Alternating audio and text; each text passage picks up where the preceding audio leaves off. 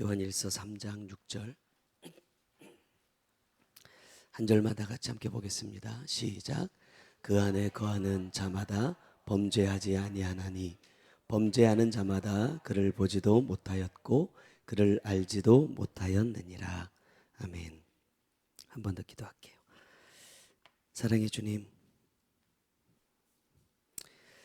내가 가진 것이라고는, 내가 나눌 것이라고는 죄밖에 없는 주님이 부족하고 연약한 종을 주님께서 오늘도 이 귀한 단에 세우시고 말씀을 나누라 명하십니다.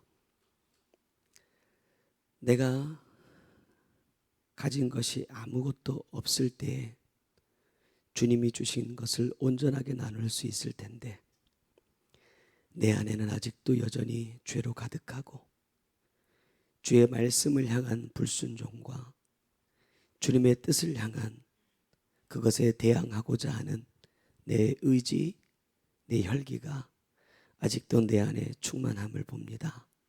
이 시간 주님께서 이 죄악된 종을 붙들어 주시고 내 안의 모든 허물들을 이 시간 성령의 능력으로 주님 억눌러 주시고 또 다 빼내어 주시고 주님 나에게 주신 아버지의 말씀 변질시키지 않고 생명 그대로 나눌 수 있는 하나님 은혜의 시간이 되게 하여 주옵소서.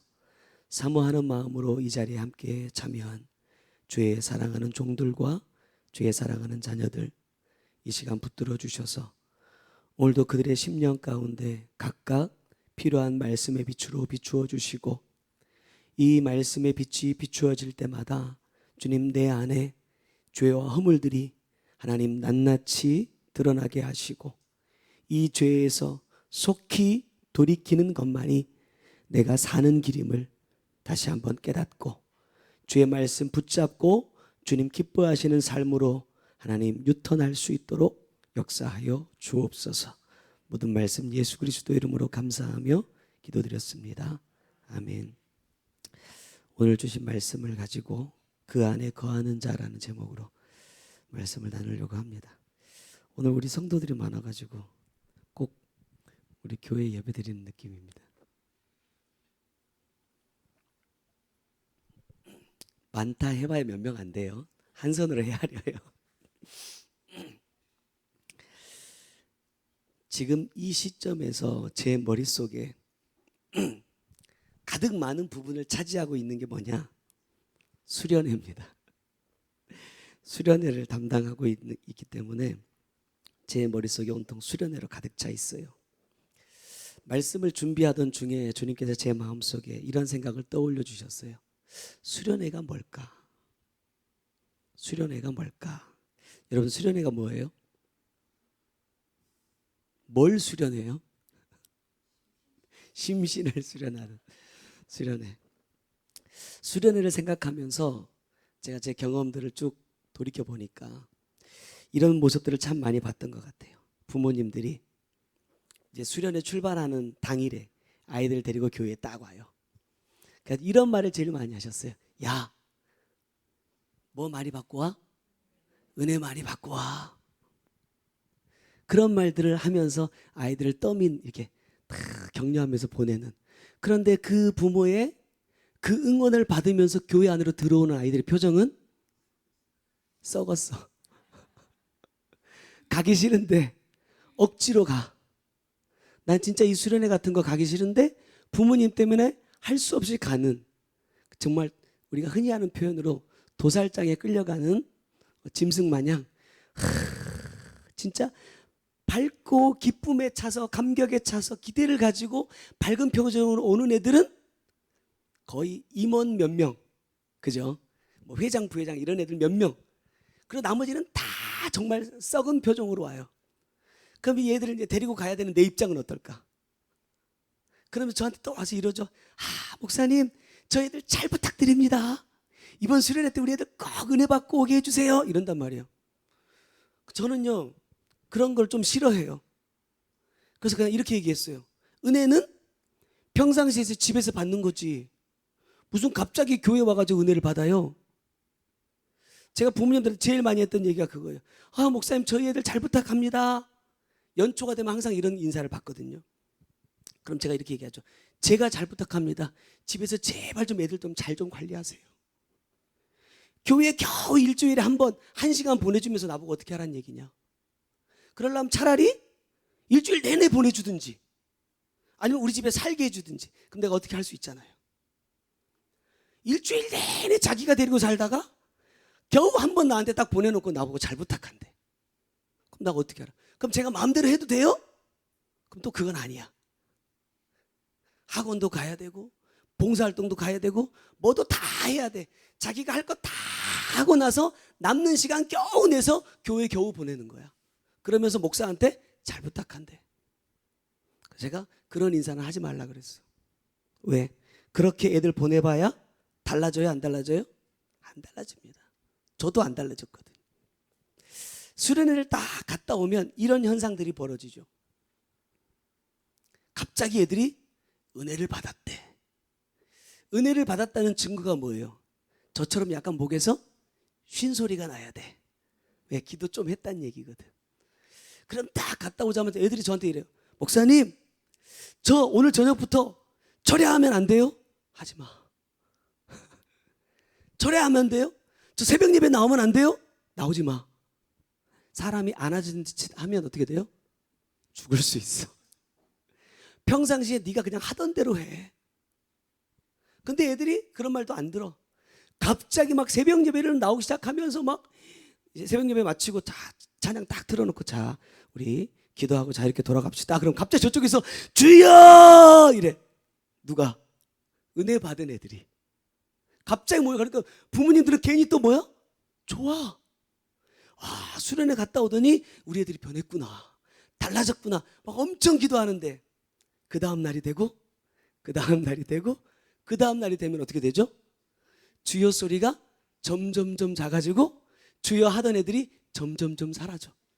제 경험으로 비춰보니까 제일 오래 가면 2주 정도 가.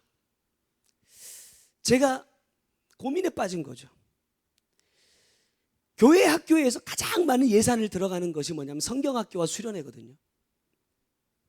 가장 많은 예산을 들이고 가장 많은 에너지를 쏟는 게 그 행사예요. 2박 3일.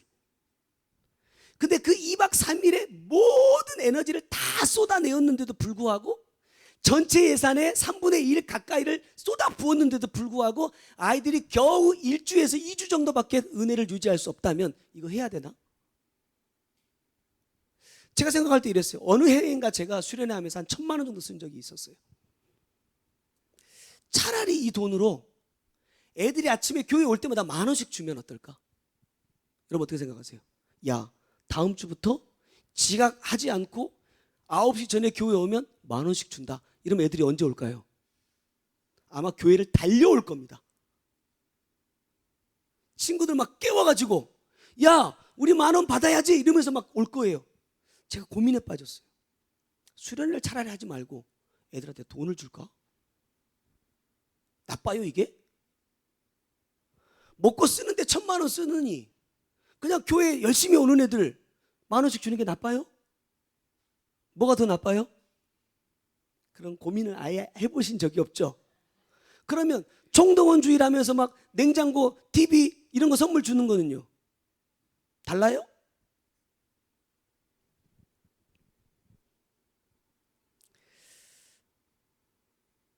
항상 저의 숙제가 그거예요. 왜 유지가 안 될까?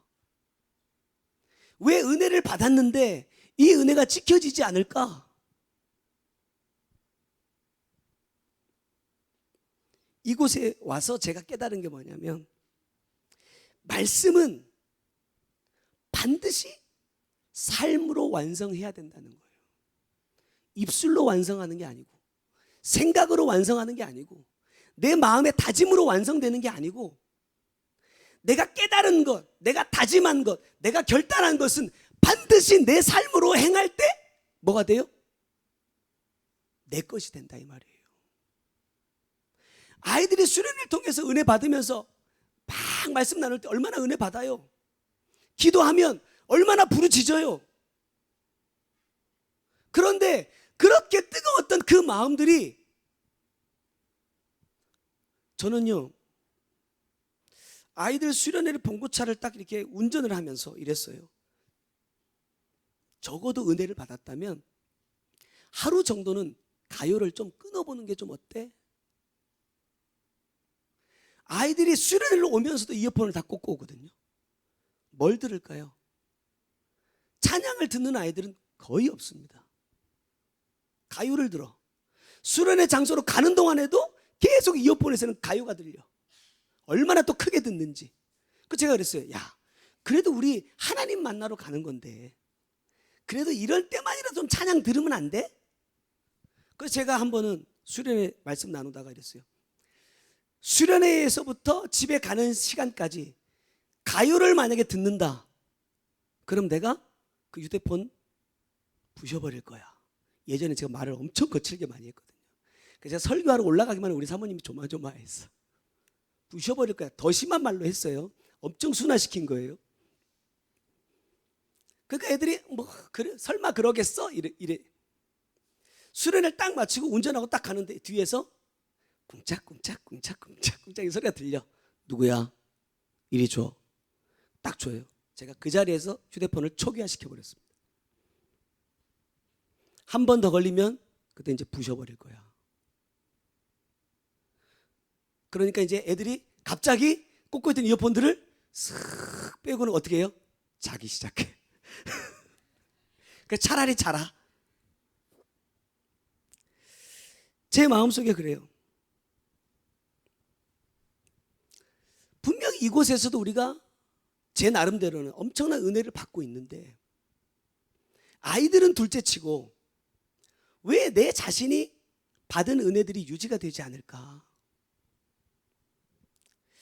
이번 주 수요일쯤이요, 지난 주일부터 주님께서 막 청년들을 굉장히 많이 만져주셨어요. 야, 수련회 때 너희들 바빠서 은혜 못 받으니까 미리미리 받아 이러면서 막 주일 저녁부터 막 엄청나게 부어주셨거든요. 수요일날 우림 성전에 올라가서 저녁 성회를 딱 했는데 그때 이제 기도 사역이 막 시작하면서 원장님께서 이렇게 말씀하셨어요. 목사님들, 청년들 기도해 주세요. 이 말씀을 3번 연거푸하셨어요. 청년들 기도해 주세요. 청년들 기도해 주세요. 3번 연거푸 딱 말씀하셨는데 갑자기 찬양을 딱 멈췄어. 그리고 뭐라고 말씀하셨어요? 청년들 준비 안 됐어. 받을 자격 없어. 어른들 기도해 주세요. 바뀌어버렸어. 그래가지고 아우 이거 잘 가다가 이 중간에서 또 이렇게 브레이크가 걸리면 또 어떻게 하지? 내 마음속으로 또 나 혼자 막 또 전전긍긍 하고 있는 거야. 이게 무슨 뜻일까? 무슨 의미일까? 근데 그 답을 그 다음날 점심때 식당에서 말씀을 나누시다가 이야기해 주셨어요. 뭐라고 얘기하느냐? 청년들이 지금 노력을 하고 있지 않은 것이 아니라는 거예요. 누구보다도 어떤 때보다도 정말 마음을 잘 지키고 있고 잘 진행하고 있고 최선을 다해서 노력하고 있다. 문제는 뭐예요? 하나님이 원하는 만큼 도달하지 못했다는 거예요. 내 나름대로는 정말 최선을 다하고 있는데 하나님은 내가 이만큼 하기를 원하시는데 나는 여기까지밖에 못 가고 있다는 거예요. 나는 이전보다 훨씬 더 노력하고 있지만, 나는 이전보다 훨씬 더 많이 포기하고 있지만 주님이 나에게 원하시는 목표치가 있다 이 말이죠. 거기에 도달하지 않은 것에 대해서 주님은 책망하시는 것이다. 그래도 조금 안심이 됐어요. 왜? 너희들 다시 다 돌아갔어 이러면 큰일 날 텐데 그래도 나름 하고 있어 하셔서 제 마음속에는 약간 그래도 안도의 한숨을 좀 쉬었습니다. 우리 나름대로는 정말 죄 짓지 않고 말씀대로 살아봐야겠다는 다짐을 수없이 하거든요. 어제 저녁에도 야외에서 말씀을 나누시다가 우리 은지가 지난번에 감사하면서 그 얘기했잖아요. 원장님이 한국 사람인 게 너무 감사하다. 그러면서 이제 그 얘기가 나와가지고 이런저런 말들이 나왔어. 야, 막 예를 들어서 원장님 태국 사람이었으면 우리가 말씀대로 태국으로 가야 되고 미국 사람이었으면 미국 가야 되는데 영어를 알아들을 수 있어야지. 내가 태국어를 할 줄 알아야지 알아듣지. 항상 너무 감사하다 이랬더니 이렇게 말씀하셨어요. 들어도 안 변하는데. 태국 사람이 아닌 게 감사하고 뭐 미국 사람이 아닌 게 감사하는 게 중요한 게 아니라 한국말로 내 귀에다가 말씀을 때려 박아줘도 안 변하는데? 무슨 상관이 있을까? 그게 정말 하나님이 사랑하시는 사람이라면 태국 사람인데 와 있잖아요. 미국 사람인데 와 있잖아. 다 듣게 하시잖아요. 내가 단지 한국어를 알아들을 수 있으니까, 내가 곡성에서 좀 가까이 사니까가 중요한 게 아니고, 한 번의 말씀을 들어도 그 말씀을 내가 생명으로 잡고 내 심령이 변화되기 위해서 내가 발버둥 쳐야 되는데, 말씀은 너무나 내 머릿속에 풍요롭지만 내 심령 속에 말씀은 항상 가라다. 내 머릿속에 부어지는 말씀은 폭포수 같지만 내 심령 속에 남아서 생명으로 내가 잡고 살아가는 말씀은 없다. 마치 뭐처럼요? 창세기에 적셨는데 물이 있어요, 없어요? 없어.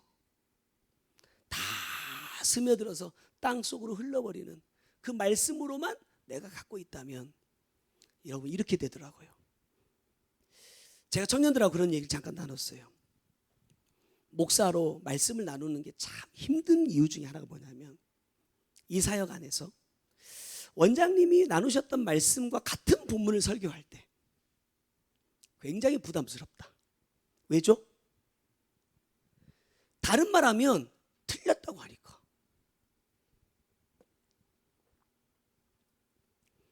성경을 다르게 보면 저거 좀 원장님 그렇게 말씀 안 하셨는데? 이렇게 생각해버려. 여러분 혹시 안 그러세요?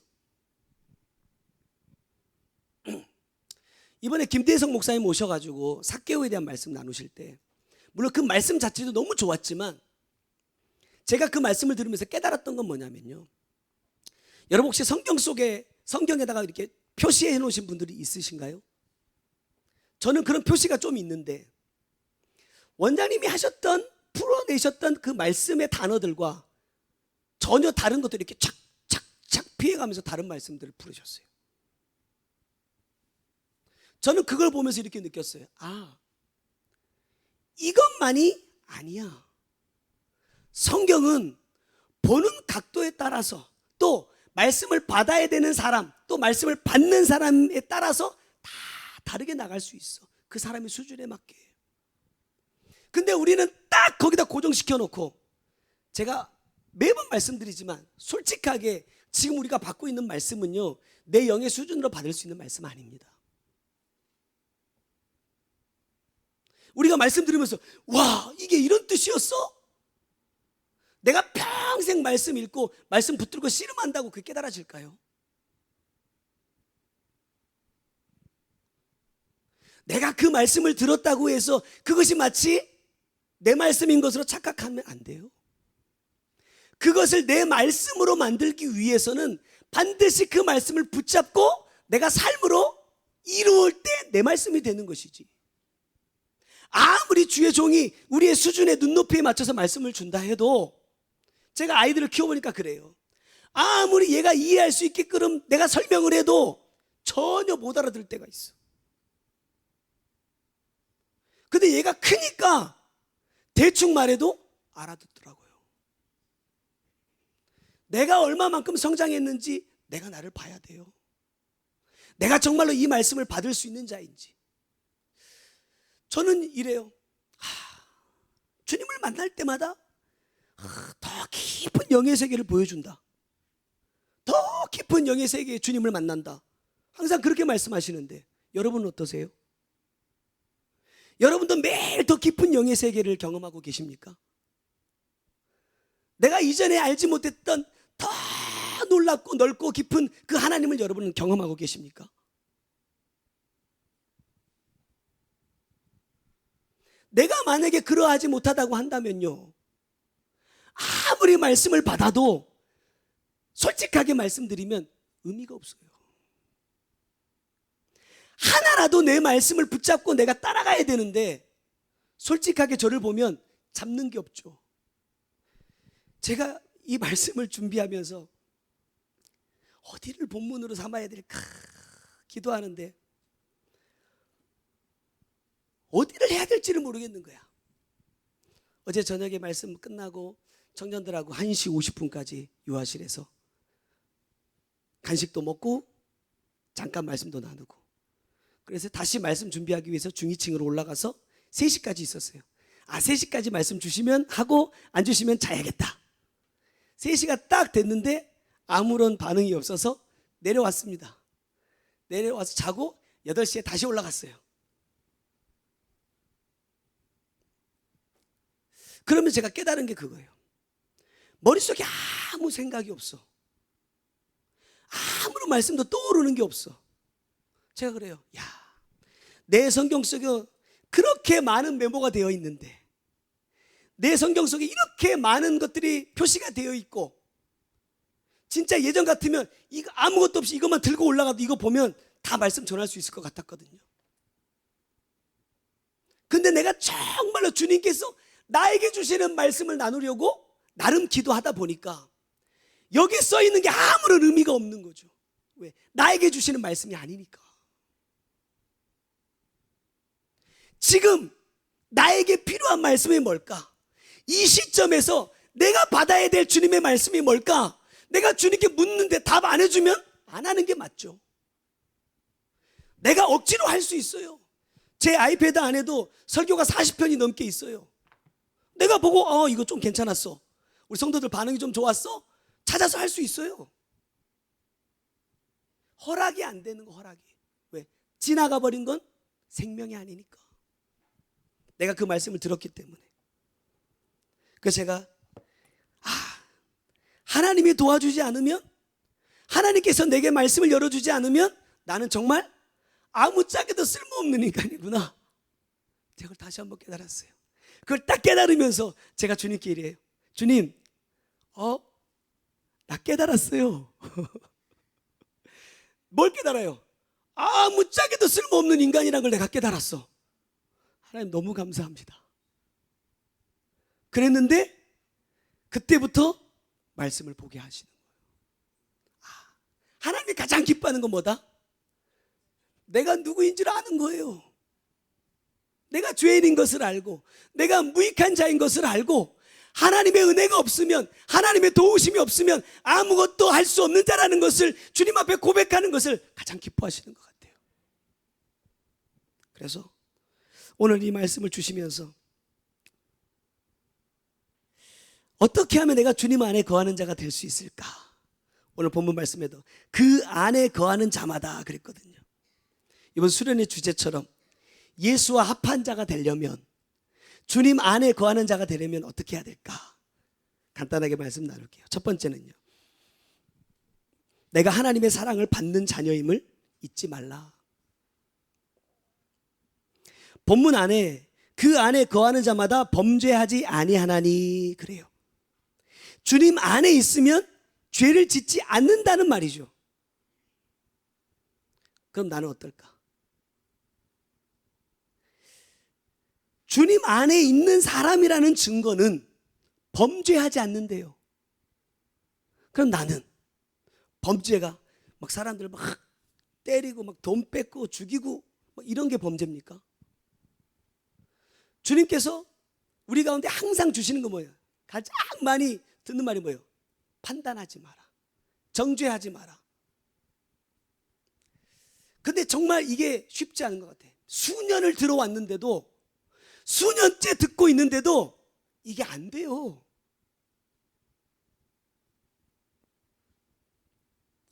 말씀을 준비하면서도 그렇죠. 여전히 내가 죄 아래에 있는 것을 보니까 내가 누구 안에 있는 자가 아니다, 주님 안에 있는 자가 아니구나. 제가 이 말씀을 만나기 전에 참 행복했다니까요. 신앙생활이 정말 좋았어요.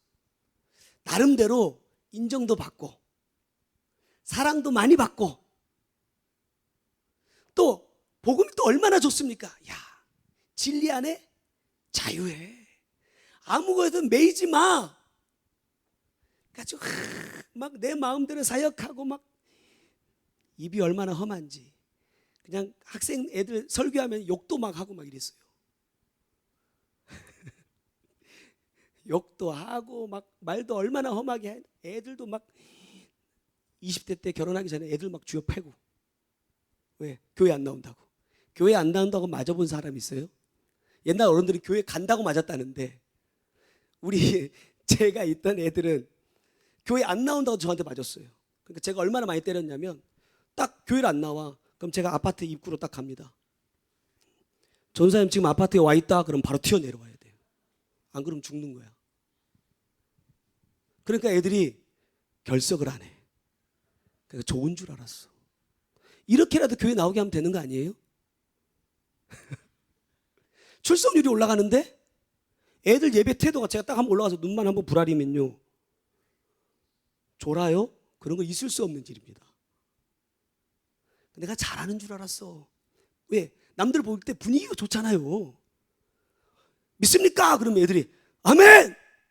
중고등부 애들이 아멘 하는 거 봤어요? 안 하면 안 해?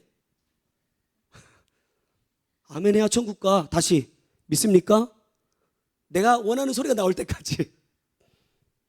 그게 잘하는 줄 알았어. 얼마나 행복했다고 그때. 왜? 회개할 일이 없으니까. 내가 이 말씀 만나고 주님께서 제가 진짜 아마 수백 번 앞으로도 수천 번 더 할 이 얘기 더 할 건데, 야, 양 목사, 너 네 나름대로 진짜 열심히 한다고 했는데 너를 통해서 천국 갈 영혼이 하나도 없다. 그러시는 거예요. 제가 충격을 받고 따지기 시작했어요. 주님, 내가 주님께 주신 이런 은사도, 이런 능력도 이렇게 했고 내가 가는 곳마다 교회가 부흥 안 된 곳이 있습니까? 내가 가는 곳마다 교회가 건강해지지 않은 교회가 있습니까? 5번, 6번 찢어진 교회도 제가 가서 다 부흥시켰는데, 전도사 때 내가 어제 청년한테 그랬어요. 나 전도사 때 주일날 설교 5번, 6번 했어요. 담임 목사님 이 뇌졸중으로 쓰러지셔가지고 새벽부터 시작해가지고 새벽 어른 예배 2번, 주일학교, 중고등부, 청년부까지, 그리고 오후 예배까지 신대원 다니면서 왔다 갔다 하면서, 하나님 나도 내 나름대로 했어요. 나도 내 나름대로 열심히 했고 최선을 다했어요. 근데 왜? 주님 딱 한마디 하셨어요. 뭐냐? 네가 나눴던 말씀대로 너는 삶을 살지 않았어. 이유는 딱 하나. 너도 그 말씀을 통해서 변하지 않는데 네가 나누는 그 말씀을 통해서 누가 변하겠냐 이 말이에요. 저는 굉장히 충격받았어요. 그날부터 정말 한 2주 동안 울었어요. 와, 아이들이 자라서 초등학교 때부터 키웠던 애들이 자라가지고 청년 돼가지고 교회에서 막 교사하고 결혼하고 막 신랑 우리 교회로 끌고 오고, 그게 믿음 좋은 줄 알았어. 너 그리 가면 안 돼. 데려와야지. 목사님도 꼭 그렇게 얘기하시더라고. 딱 데려와 우리 교회에서 딱 등록시키면 야, 너 믿음이 진짜 좋다 이랬거든요. 애들이 결혼하고 와가지고 막 더 열심히 봉사하고 충성하니까 잘 키웠어. 내가 잘 가르쳤어. 이랬는데 주님 보시기에는 아니더라 이 말이에요. 그게 얼마나 마음 아팠는지. 우리는 이런 얘기를 해요. 사람인데 어떻게 죄를 안 지을 수 있습니까? 예수님은 안 지었잖아요. 예수님은 예수님이니까. 여러분, 예수님만이 아니더라고요. 근데 주님을 정말 만난 사람들은 매를 맞아도, 옥에 갇혀도, 나에게 돌을 던져도 그 사람들 판단하고 정죄하지 않더라고요. 그들을 위해서 기도하고 내가 그냥 죽더라고요. 근데 왜 나는 안 될까? 왜 나는 못할까? 나를 사랑하는 마음으로 목사님 이건 이렇게 좀 해주면 좋겠어요. 그 말에 화가 나가지고 혈기부려. 그럼 네가 목회하지? 그건 네가 목사해라. 누가 와서 내 설교 어쩌고 저쩌고 말만 해. 그러면 그럼 다음 주부터 당신이 설교하면 되겠네. 혈기가 막 올라와 버려요. 그리고 그래 넌 얼마나 잘하나 보자. 노리고 있어. 먹이를 노리는 매처럼. 너 꼬투리 잡히면 너 이거 물고 늘어질까 죽을 때까지.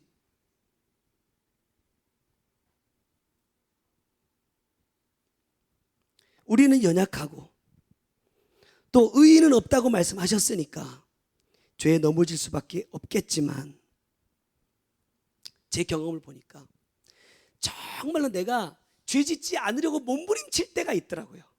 언제냐면 은혜 받았을 때. 뭔가를 막 뜨겁게 막 눈물을 흘리면서 막 기도했을 때, 말씀 통해서 내가 죄인이야 막 깨달았을 때, 잘 유지는 안 되는데 적어도 그 순간만큼은 이제 이 마음 갖고 살아보려고 해. 그래서 막 마음이 너무 기쁘고 행복해. 누가 내 신발 딱 밟고 가도 그럴 수도 있지 뭐 이러고 갈 수 있어. 주님 제 마음속에 그래요. 만약에 그렇다면 이 은혜가 마르지 않고 계속 된다면 어떨까? 그러면 계속 이기기 위해서 노력하지 않을까? 여러분 어때요? 그래서 그토록 이 말씀을 통해서 뭐 하라고 해요? 진행하라고, 자라가라고. 옛날에는 이거에 만족했는데 내가 더 잘하면 하나님은 더 많은 것을 내게 주실 수 있다 이 말이에요. 어제 그랬어요. 청년들하고. 사모하는 게 뭐야? 그러면 거의 대부분의 사람들이 뭐라고 말하냐면 회개해요. 이렇게 말해요. 그런데 최근에 이 사모함에 대해서 여러 가지 다른 말씀들을 해주셨어요. 뭐 나를 돌아보는 거다 하면 뭐 이런저런 말씀해 주셨어. 왜 바뀔까? 옛날에는 사모함이 회개라고 했는데 왜 지금은 사모함이 돌아보는 거라고 말씀하실까? 자라야 되니까.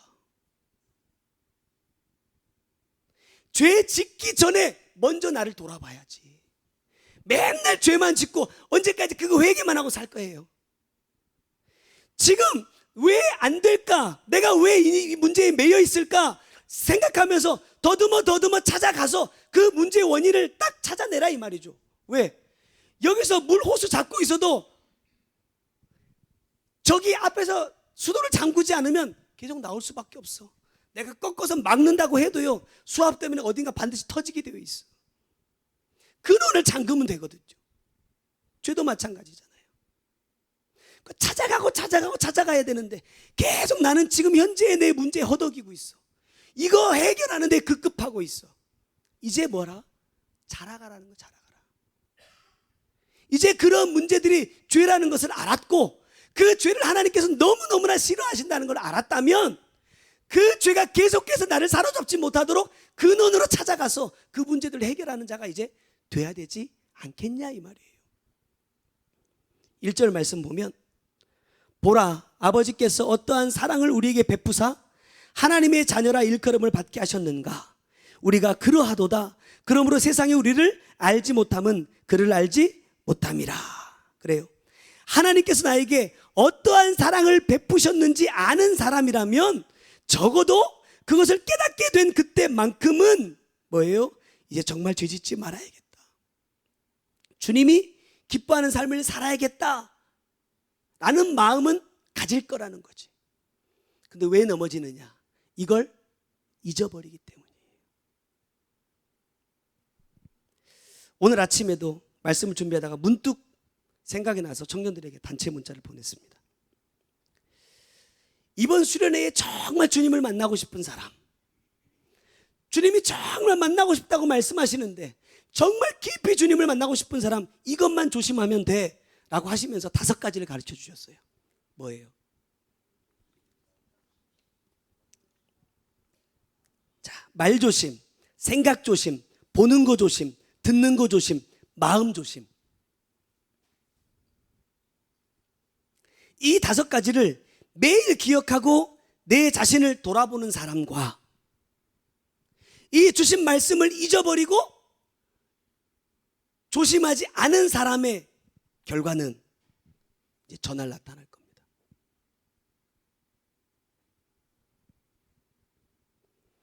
우리가 매일 받은 말씀을 삶으로 이뤄가야 되는 이유는 2절에 보면 사랑하는 자들아 우리가 지금은 하나님의 자녀라 장래에 어떻게 될지는 아직 나타나지 아니하였으나 그가 나타나시면 우리가 그와 같을 줄을 아는 것은 그의 참 모습 그대로 볼 것이기 때문이니 그래요.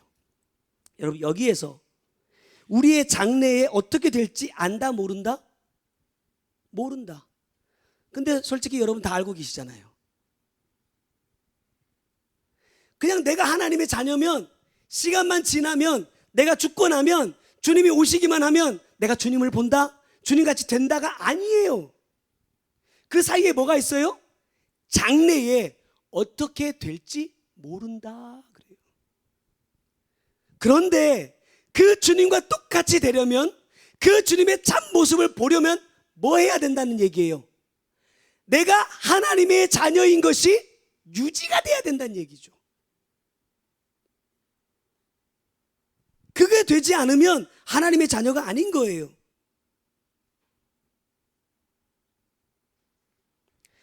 말씀을 보시면 하나님이 나를 사랑하시기 때문에 주님이 나타나시는 그날 나를 아버지와 같이 된다고 하지 않았다라는 겁니다. 1절과 2절을 연관해서 생각해 보면 아버지의 사랑을 알고 하나님의 자녀답게 사는 자를 향해서 누구라고 불러주시느냐? 사랑하는 자들아 라고 불러주신단 말이에요. 다시 말하면 하나님의 자녀답게 하나님의 사랑을 알고 나 같은 자를 사랑해 주신 하나님을 사랑하는 자들은 그날에 누구와 같이 된다? 하나님과 같이 된다. 하나님을 향한 이 사랑이 계속 유지돼야 된다 이 말이에요. 계속 내 안에 있어야 된다. 이랬다 저랬다 하면 안 돼요. 그래서 3절에 주를 향하여 이 소망을 가진 자마다 그의 깨끗하심과 같이 자기를 깨끗하게 한다 이렇게 말씀해요. 정말 이 소망을 가진 사람이라면 주님과 같이 되는 것이 내 소망이라면 참 하나님을 보는 것이 정말 내 소망이라면 어떻게 한다? 나를 주님이 깨끗하게 하심과 같이 나도 깨끗하게 한다 이 말이에요. 여러분 물론 주님은 죄가 없으신 분이지만 그냥 짠 나는 죄가 없으니까 영원토록 그냥 죄가 없어 이게 아니에요. 야고보서 1장 22절의 말씀 보면 너희는 말씀을 행하는 자가 되고 듣기만 하여 자신을 속이는 자가 되지 말라 그래요. 말씀을 듣고 깨닫고 이제 이렇게 살아야겠다라고 다짐하고 삶으로 행하지 않는 것은 나를 속이는 자다 그래요. 그런데 저는 이 말씀을 통해서 주님이 이런 마음 주셔요. 나를 속인다라는 건 뭘까? 지금 이 사람의 이 약속이 내 자신과 하는 것이지만 더 나아가면 누구와 하는 약속이에요? 주님과 하는 약속이에요. 그러면 나만 속이는 게 아니라 누구도 속이는 자다? 주님도 속이는 자가 되는 거예요. 그렇다면 주님을 속이는 자가 하나님의 사랑을 받는 자녀가 될 수 있을까? 주님을 속이는 사람이 나는 정말 소망을 가지고 하나님의 자녀가 되기 위해서 사는 사람이라고 말할 수 있을까? 양심이 있다면 그렇게 말 못하겠죠. 매일 내 영을 살리기 위해서 말씀을 주시는 하나님을 속이는 자가 하나님과 하나 될 수 없고 그런 일은 절대로 일어나지 않습니다. 하나님을 속이고 나를 속이던 삶에서 돌이켜서 하나님과 같이 될 것을 소망하면서 내가 그 소망을 주신 하나님, 또 내가 하나님을 알고 더 사랑할 수 있는 기회를 주신 하나님을 사랑하는 삶을 사는 자들에게 주님 안에 거할 수 있는 기회를 주신다라는 거예요. 여러분 우리가 제자들의 모습을 보면 알 수 있잖아요. 주님, 내가 주님과 함께 죽는 곳이라도 가겠습니다. 주님 그 말씀 믿었어요? 안 믿었어요? 안 믿었어요. 베드로는 진지했어요. 아무나 할 수 없는 고백을 지금 주님 앞에 드린 거거든요. 근데 주님은 안 믿어요. 뭐라고 말씀하세요? 야, 다 굴기 전에 네가 나를 3번 부인해. 내가 아무리 주님 앞에 다짐해도, 내가 아무리 주님 앞에 고백해도 내가 삶으로 어떻게 살았느냐가 중요하죠. 훗날 그들이 성령을 받고 이전에 당했던 핍박과는 비교할 수 없는 엄청난 핍박을 당합니다. 근데 베드로가 부인해요, 안 해요? 안 하죠. 그제서야 뭐가 돼요? 그제서야 제가 느끼기는 뭐냐, 그제서야 진짜 베드로가 된 겁니다. 제가 언젠가 말씀 나누면 그랬죠. 요한복음 마지막에서 주님께서 베드로를 찾아와서 네가 나를 사랑하냐 물으실 때 베드로야 라고 부르잖아요. 시몬아 라고 부릅니다. 베드로란 말씀을 이미 전해주셨어요. 야, 내가 너를 베드로라고 부를 거야? 네 위에 내 교회를 세울 거야? 내가 너에게 천국 역사를 줬어? 그랬는데 베드로는요, 주님을 저주하고 부인하고 도망가 버렸어요. 천국 열쇠 있는데?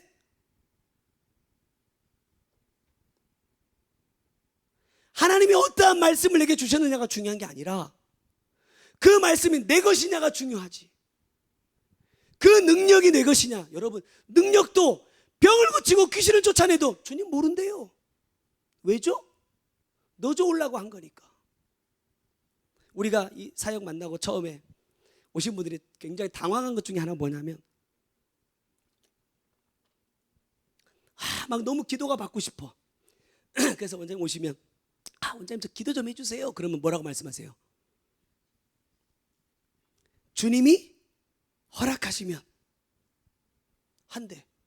아니, 손 좀 얹어주는 게 그렇게 힘들어요? 아니, 가면서 그냥 손 한번 따고 주님 믿습니다 이래주면 마음의 위로라도 되는데, 주님이 허락하셔야지. 제가 뭐 기도합니까? 저는 그냥 도구입니다. 가셔버려. 쫓아가도 안 해줘요. 그러니까 저는 오신 분들이 뭐야 누구야, 맨날 해주는 사람은 해주고 나는 해달라고 해도 안 해주고, 이게 오해도 있더라고요. 제가 이 사역 안에 들어와서 정말 깨달았던 게 그거예요. 나는 뭐에 불과하다? 도구. 나는 종이야. 능력은 누구 거다? 주님 건데, 이게 마치 내 건 것처럼 내가 막 쓰고 다니면 주인이 기뻐하실까? 아니라는 거지. 그래서 주님을 더 기쁘시게 하기 위해서는 내가 충분히 손을 얹을 수 있지만, 내가 선포해도 충분히 현상이 나타날 수 있지만 하지 않는다. 누구에게 묻는다? 내 주인 되신 분께 묻는다는 거죠.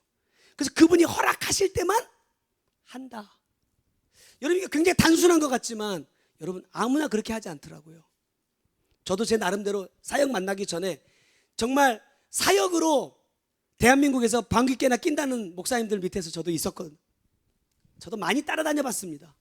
근데 지금 돌이켜서 생각해 보면 다 내 능력이야. 저도 정말 보잘것없는 그런 능력이지만 그거 하나 딱 있으니까 제가 사람들 앞에서 얼마나 재는지 몰라.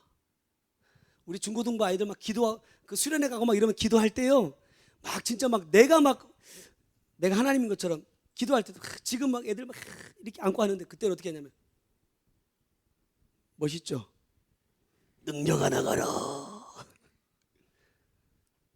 머리에 탁 쏘고 주여 이렇게 하고 다녔어요. 왜? 내 거니까 내가 하고 싶을 때 하지. 또 기왕에 하는 거 멋있게 뭐 있어 보이게 하는 거죠. 탁 허리도 숙이지도 않아요. 네가 머리를 들어 이러고 다녔어. 그러니까 주님 보실 때 어떻겠어요?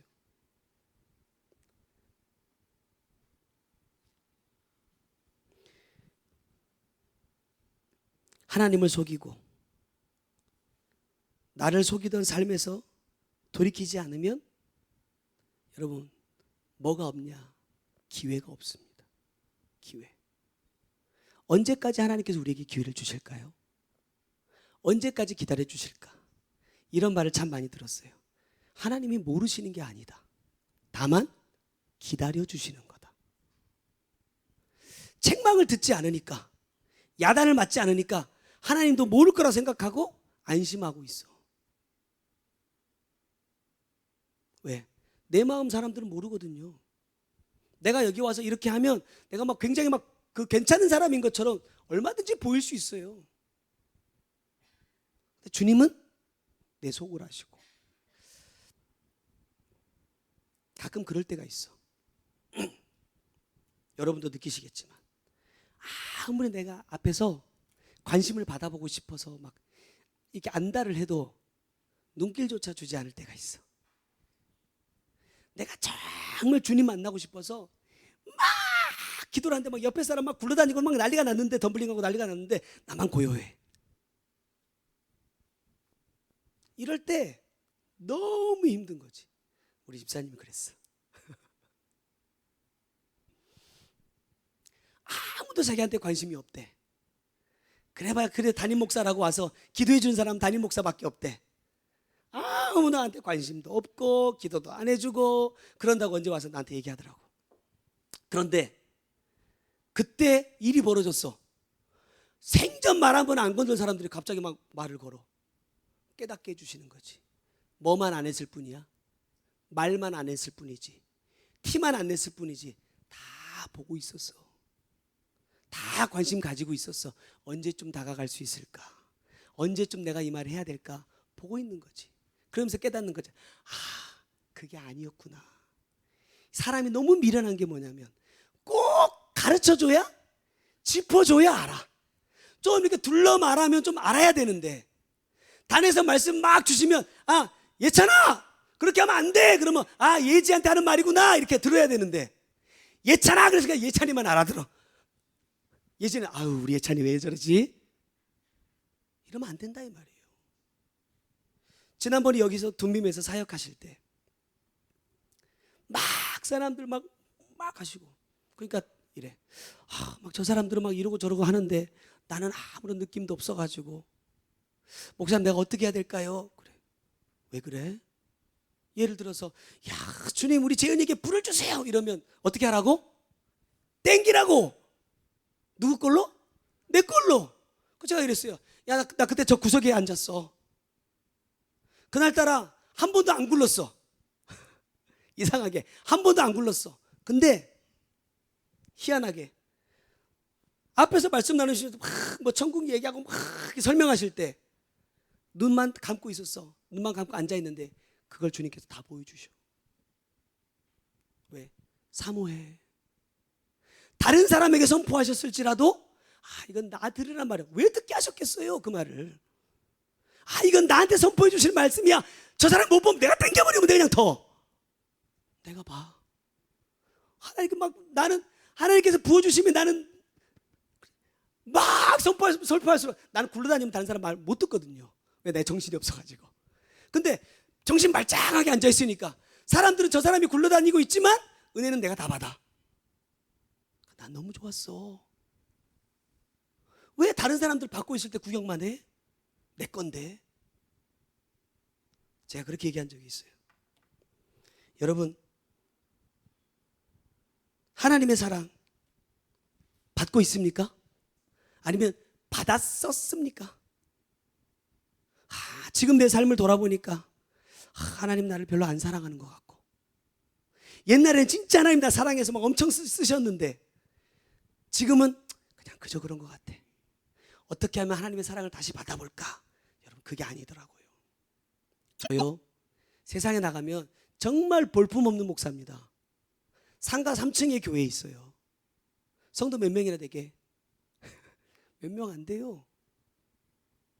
이런 곳에 서서 말씀을 나누는 것 자체가 저한테는 엄청나게 귀한 일이죠. 이런 데서 써주신다는 것 자체만으로 그렇게 아무것도 내세울 게 없는 그런 목사라니까요. 그런데 그런 저도 매일매일 하나님의 사랑을 생각하면, 제가 우리 사모님한테도 맨날 그렇게 얘기하지만 나처럼 사랑 많이 받은 사람 없다 그래. 나처럼 하나님의 은혜 많이 받은 사람 없다. 그래서 제가 우리 사모님한테 얘기하면서 나한테도 동시에 얘기하는 거야. 야, 이거 잊으면 우리는 뭐도 아니야? 사람도 아니야. 여기 있는 사람들이 다 아니라고 해도 너랑 나는 뼈를 묻어야 돼. 왜? 내가 받은 은혜가 있으니까. 이 말씀 안에서. 제가 우리 성도들한테 그랬어요. 제가 22년 동안 부교육자 생활했습니다. 22년 부교육자 생활하고 개척한 지 3년 안 됐어요. 근데 제가 이렇게 고백했어요. 내가 22년 동안 부교육자 생활하면서 하나님께 받은 은혜보다 제 2년 남짓 동안 주님이 나에게 주신 은혜가 더 크다.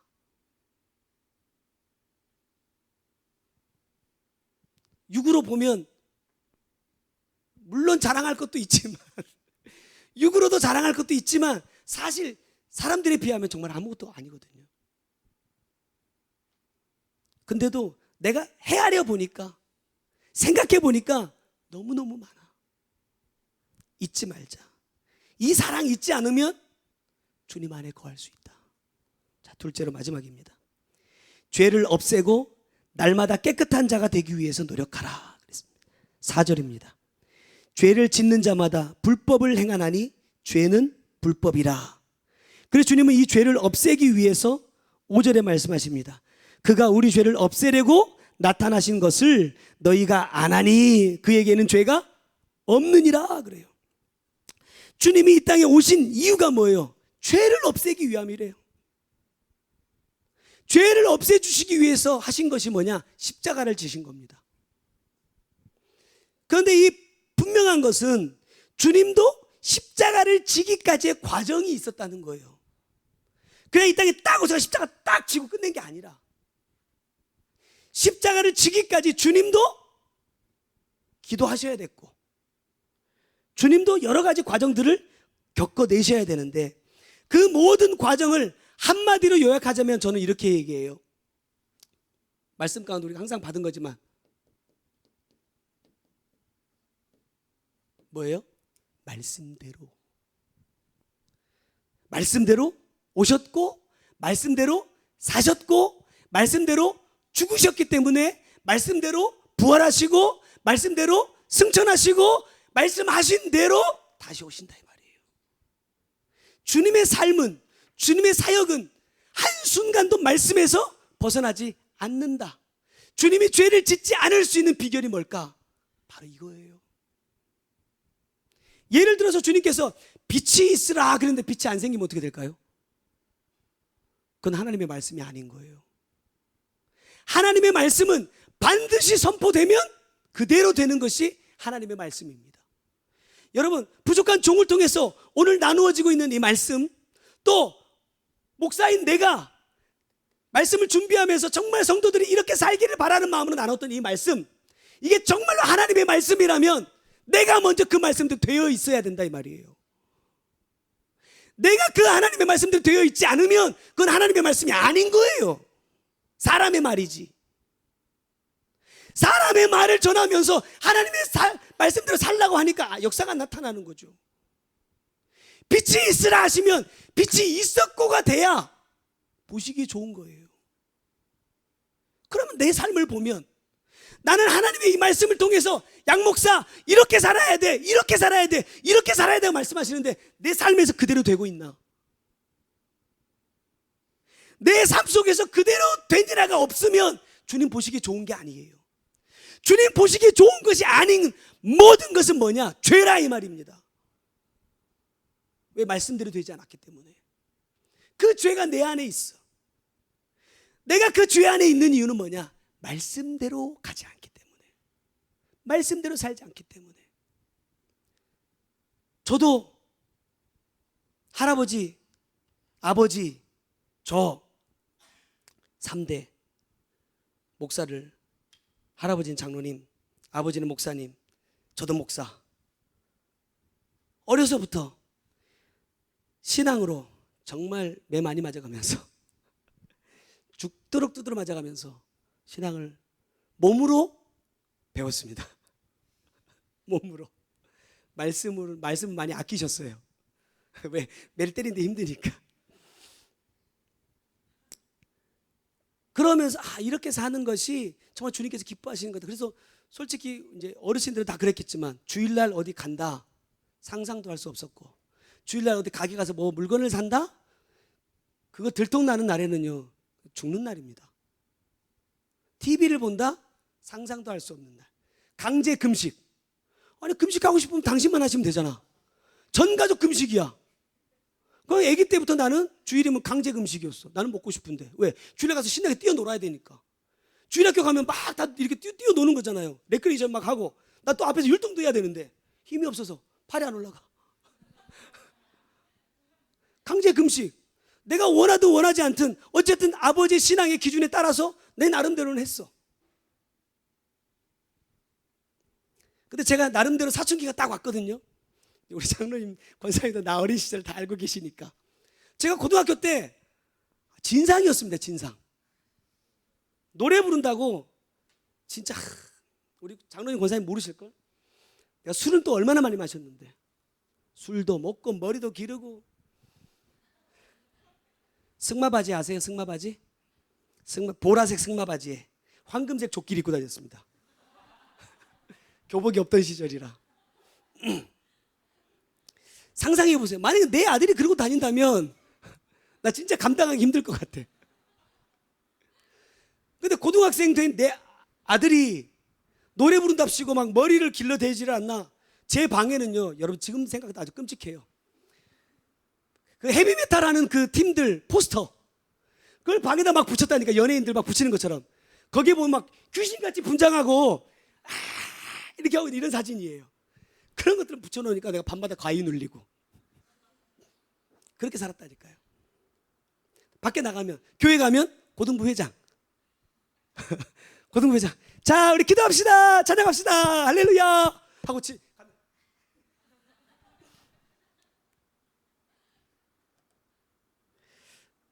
돌이켜 생각해 보면 난 진짜 아버지한테 사랑을 많이 받은 것 같아. 그런 나를 참아주신 거, 그런 나를 견뎌주신 걸 지금 생각해 보니까, 우리 아들 지금 초등학교 6학년인데 머리 여기 눈썹 이렇게 기르거든요. 근데 막 눈 찌를까봐 나는 막 잘라라 하는데 죽어도 안 잘라요. 막 자기 자존심이야. 그것만 봐도 난 답답한데 머리 이렇게 길렀으니 고등학생이. 그 엄한 아버지가 그거 참아주신 게 나 진짜 감사하다는 생각이 들어요. 우리가 그렇게 말한단 말이에요. 주님이시니까 십자가 지셨고 주님이시니까 할 수 있었다 말하지만 3절 말씀처럼 그의 깨끗하심과 같이 자기를 깨끗하게 하려는 마음이 누구에게 있어요? 하나님의 자녀된 자, 하나님을 사랑하는 자에게는 이 마음이 당연히 있는 거라. 그러면 나도 주님처럼 깨끗해지기 원하면 주님이 하셨던 것처럼 말씀대로 하면 된다 이 말입니다. 그런데 굉장히 무서운 말씀인데도 우리는 크게 경각심을 가지지 않는 것이 이 죄에 대한 부분이에요. 8절 말씀 보면 죄를 짓는 자마다 누구에게 속한 자다? 마귀에게 속한 자래요. 그래서 하나님은 누구의 일을 멸한다? 마귀의 일을 멸하신다 이래 말해요. 다시 말해서 죄를 짓는 자는 하나님께서 마귀를 멸하실 때 함께 멸하신다는 거예요. 나 교회 다니니까, 나 예수 믿으니까. 여러분, 죄 짓는 삶을 사는 것이 예수 진짜 믿는 겁니까? 제가 아이들하고 말씀 나누면서 그런 얘기를 종종 했어요. 예전에 로마에서 크리스찬들을 박해할 때 원형 경기장을 청소하던 사람들이 예수를 믿었대요. 왜 예수 믿었냐?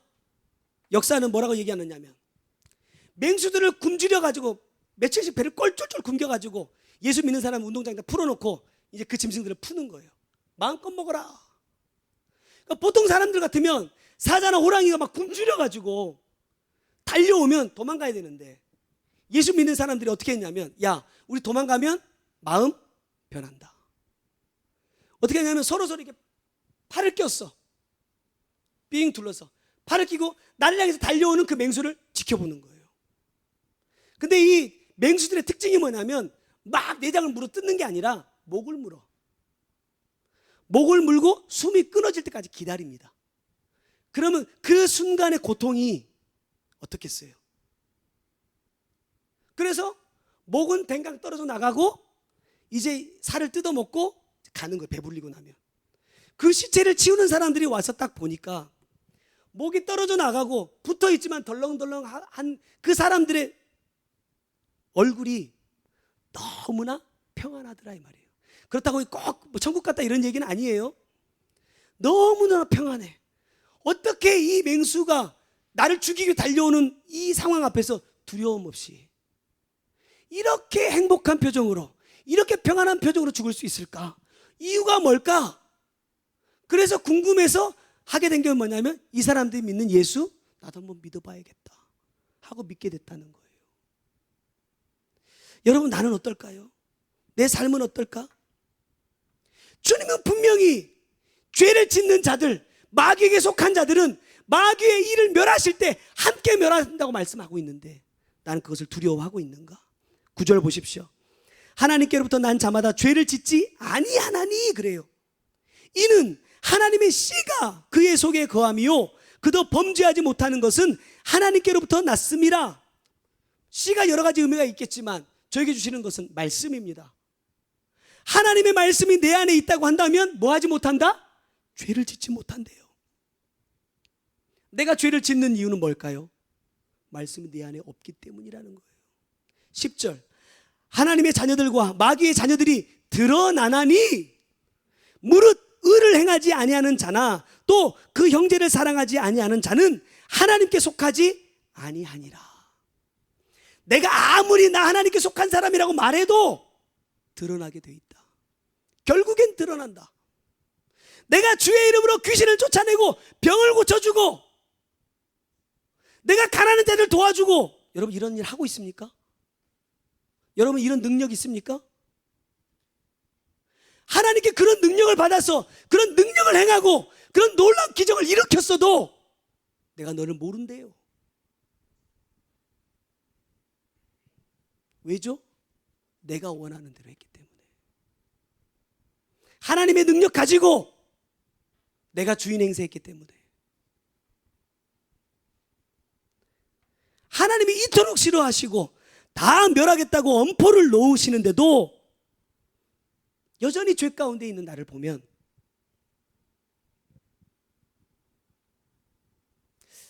안타깝기도 하고 한심하기도 하고 가끔 그런 눈빛을 받을 때가 있어요. 다 가서 원장님 뵙고, 원장님 안녕하세요 그러면 무슨 뜻이에요? 왜 그러고 왔냐 이거지. 그렇게 말씀 받아놓고 그렇게 사역 받아놓고 그렇게 궁굴러 놓고 며칠 집에 갔다 오더니 왜 그렇게 왔냐 이거지. 근데 이럴 때도 있어요. 내가 진짜 말씀 안에서 살려고 막 했을 때 뜬금없이 갑자기 오더니 제 등을 쓱 쓰다듬으면서 우리 목사님 참 예쁘다. 예쁘대. 몸뚱이가 뭐가 예쁘겠어요. 하나님의 말씀대로 살려고 힘쓰고 애쓰는 내 영이 예쁘다는 거죠. 그리고 우리 집사님 엄청 힘들어할 때 뜬금없이 그 말을 들었어. 집사님 참 예뻐요. 내가 오늘 화장이 잘 받았나? 이게 아니라니까. 주님은 보신다는 거예요. 지켜보고 계신다.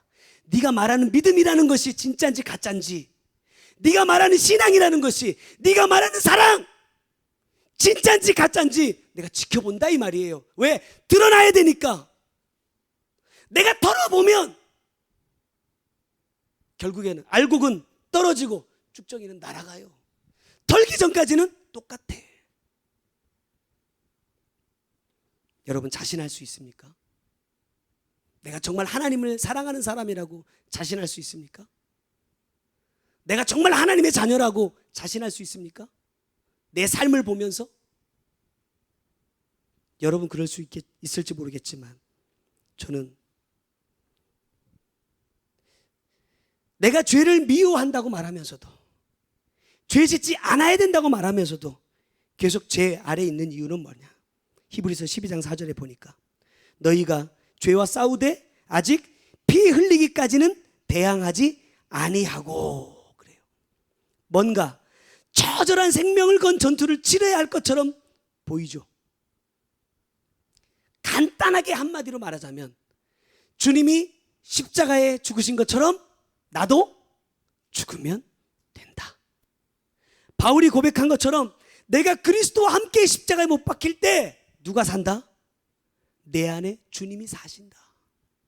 그러면 누구의 뜻대로 살아요? 내 뜻대로가 아니라 내 안에 사신 주님의 뜻대로 산다. 주님의 뜻을 이루기 위해 산다. 그러면 끝나는 거예요. 근데 왜 안 돼요? 안 죽어. 얼마나 생명력이 긴지 안 죽어. 죽은 것 같은데 또 살아나. 그래서 이것을 계속 반복한다 이 말입니다. 그래서 이번 한 주 동안 계속해서 주셨던 게 뭐예요? 내 자존심 죽이고, 내 감정 죽이고, 내 생각 죽이고, 내가 기뻐하는 거 죽이고, 내 욕망을 죽이면 이길 수 있다. 12절, 이것을 죽이지 못하기 때문에 가인같이 하지 말라. 그는 악한 자에게 속하여 그 아우를 죽였으니 어떤 이유로 죽였느냐? 자기의 행위는 악하고 그의 아우의 행위는 의로움이라. 내가 못하면서 다른 사람이 잘하는 것만 봐도 시기가 나고 질투가 나. 왜? 악한 자이기 때문에. 판단하고 정죄하고 시기하고 질투하는 것은 결국 그 영을 죽이는 것. 근데 한 가지 깨달은 게 뭐죠? 그 영을 죽이기 이전에 누가 먼저 죽는다? 내 영이 먼저 죽는다. 그걸 몰라. 내 영이 죽어가고 있는 걸 모르니까 죄 짓는다 이 말이에요. 이제 말씀을 맺겠습니다. 본문을 다시 보면 내가 죄를 짓게 되면 6절에 뭐라고 말씀하세요? 그를 보지도 못하였고 그를 알지도 못하였다 그래요. 주를 보지도 못하고 알지도 못하는 자가 여러분 천국 갈 수 있습니까? 주님을 보지도 못한, 알지도 못하는 종이 나누는 말씀을 통해서 성도들이 생명의 길로 갈 수 있습니까? 요한일서 1장 1절과 3절에 보면 태초부터 있는 생명의 말씀에 관하여는 우리가 들은 바요 눈으로 본 바요 자세히 보고 우리의 손으로 만진 바라 그랬습니다. 왜 이게 필요하냐? 3절에 우리가 보고 들은 바를 너희에게 전함은 그래요. 주님이 우리에게 전하라 말씀하신 것은 네가 보고 듣고 만진 것을 전하라는 거예요. 다시 말하면 네가 삶으로 살아낸 말씀을 전해. 네가 아는 말씀을 전하지 말고. 그러니까 영들이 살아나지 않는다 이 말이에요. 정말로 네가 영혼들을 사랑한다면, 너에게 맡겨진 영혼들을 사랑한다면 누구를 먼저 사랑하라? 너 자신을 먼저 사랑하라 이 말이에요. 나를 사랑해야 내 몸과 같이 내 이웃을 사랑할 수 있으니까. 나를 사랑하는 건 뭐예요? 내 영혼이 살기 위한 삶을 사는 것. 그 제가 우리 교인들한테 맨날 그랬단 말이에요. 목사가 하나님의 말씀대로 살지 않는 것 같으면 어떻게 하라고? 어떻게 하라고? 나가라고. 왜 나가요? 아니지.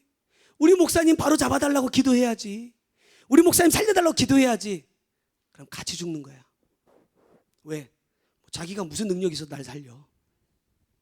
나가. 그러면 내가 뭘 깨달을까? 아, 내가 잘못됐구나. 안 나가고 앉아있으니까 내가 잘하는 줄 알아요, 권사님. 안 나가고 있으니까 내가 잘하는 줄 알고, 아, 내가 목회 잘하고 있나 보다 이러고 지금 3년을 왔어요. 나가면 내가 뭔가 문제가 있나 보다, 내가 잘못된 길로 가고 있나 보다 깨달을 텐데, 안 나가니까 내가 잘하는 줄 알고 지금까지 여기까지 왔어. 아무튼 책임이요. 왜 그게 중요할까? 하나님이 괜히 나한테 영혼들 맡겨주셨을까요?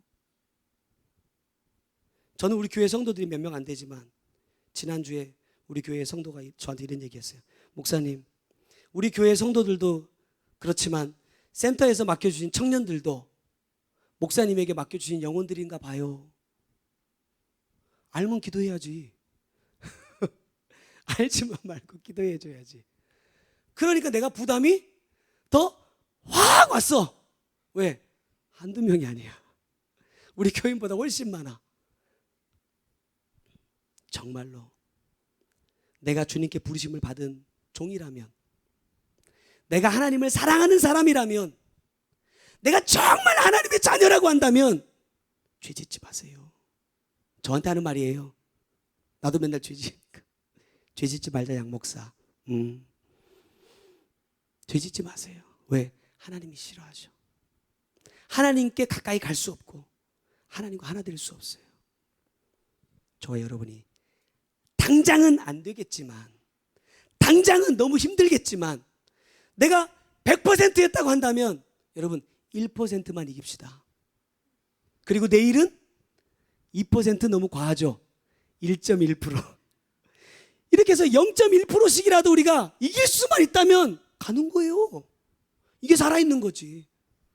이렇게라도 어쨌든 0.1%든 0.0001%든 멈추지 말고 살아서 잘합시다. 그래야 주님이 내게 오실 수 있습니다.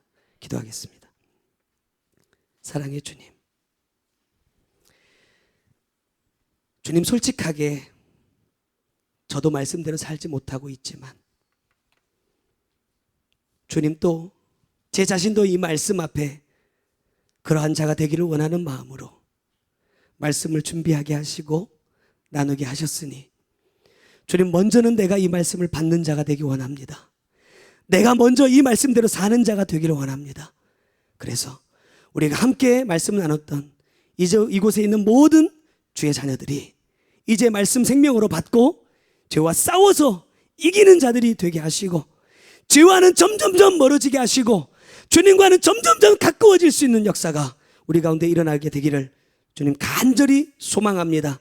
오직 이 소망 가지고 날마다 멈추지 않고 주저앉지 않고 낙심하지 않고 좌절하지 않고 내 환경보다 내 상황보다 더 크신 주님을 바라보고 승리하는 자가 될 수 있도록 역사하여 주시옵소서. 주님, 이곳에서 주님 앞에 이제 간구하며 기도하려 합니다. 하나님, 나는 아무런 힘도 없습니다. 나는 아무런 능력도 없습니다.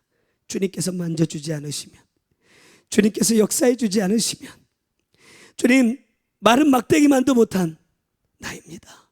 주님, 이 시간 기도할 때에 나를 기억해 주시고 내가 부르짖을 때에 주님 내 소리를 들어주셔서 우리 가운데 임하시고 역사하시고 우리 가운데 필요한 주님의 은혜를 충만하게 부어 주시옵소서. 모든 말씀 예수 그리스도의 이름으로 감사하며 기도드렸습니다. 아멘. 자, 우리 주신 말씀 기억하면서 기도하겠습니다. 죄짓지 않고 주님께서 기뻐하시는 자, 주님의 자녀답게